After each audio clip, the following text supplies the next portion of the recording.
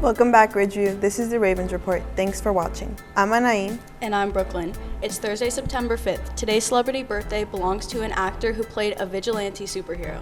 They also starred in a movie released this year that was a sequel to a film released in 1988. Let's get to today's announcements.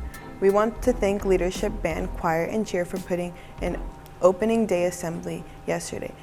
There was a ton of energy right at 7:30 in the morning, and thanks to also those who showed up in great school spirit. Let's keep it going strong. Go Ravens.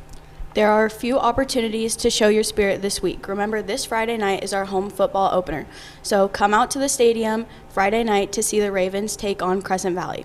It costs $4 to attend, but if you have ASB, it's free. We want to fill the student section for the first game. The theme is Bleed Purple, so show up and have some fun in the student section. Go Ravens. But that's not until Friday. What about tonight? Well, there's an event tonight too, and they'd love fans to come out. Soccer plays Springfield. The girls are on the road, but the boys are here at Ridgeview at 4:30. Come support them. Also, JV football is at McMinnville, and the freshman football will take on Mountain View at home. Show up to watch them. Go Ravens. And that's our show for today. So whose birthday is today?